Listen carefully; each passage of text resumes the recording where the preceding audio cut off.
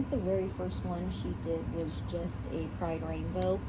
So this is really important to her. But you know what else is really important that I've learned in my avian research with this amazing species called little corella is that they love to learn. Like, she's really into learning science. She loves learning about the planets and space.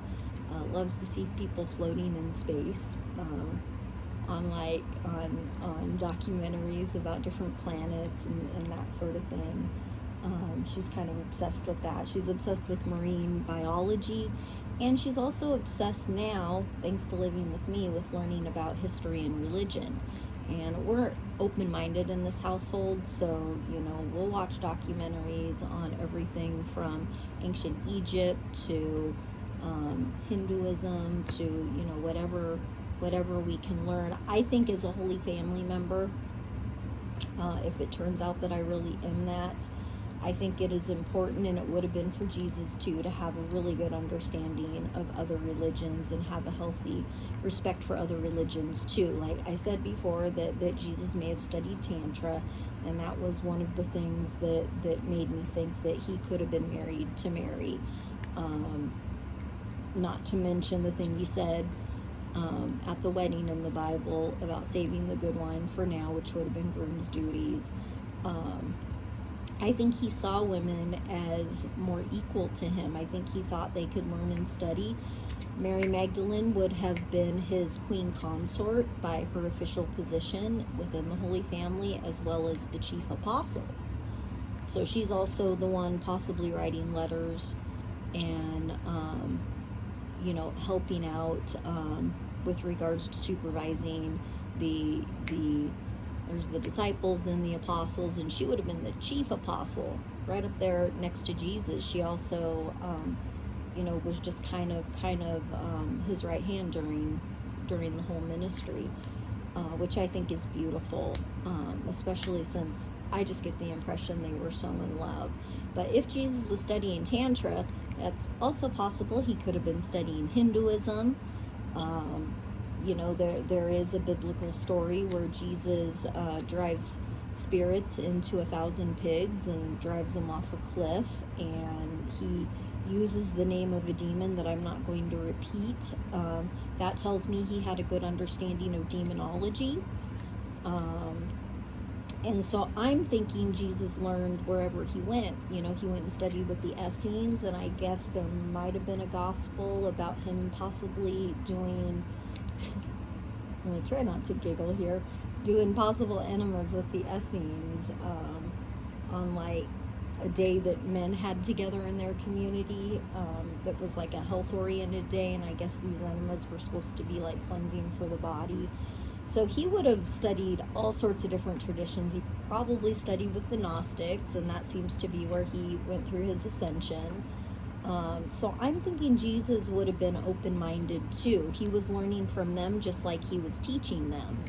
And I think any ministry that is run in his name or in God's name should be the same. And I think it should be loving towards all people, regardless of their orientation, regardless of their gender, regardless of their skin color. Like, nothing ticks me off more than people that can't be tolerant and accepting to those things. So, and I think she agrees with me on that. I think in the past, the LGBT community has felt excluded from having a spiritual life and feeling welcome in churches.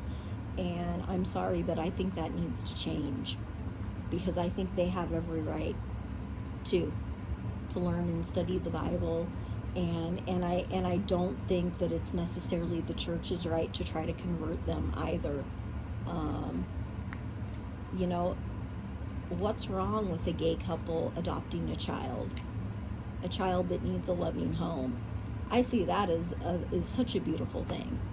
So, I'm thinking it wouldn't have been the end of the world for Jesus either. I'm thinking he wanted to see some positive change in the world, or he wouldn't have started a ministry and went on to do the things he did. He was against corruption. He was, seeming to be favoring women as equals. He, did a lot of healing, feeding the masses.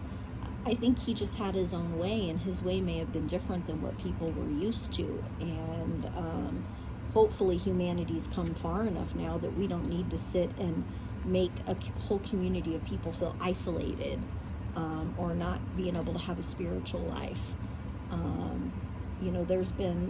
I've met some very, very good, wonderful, amazing LGBT people. I essentially see nothing wrong with that between two consenting adults. And now that gay marriage is legal, I will say I do possess a credential of ministry.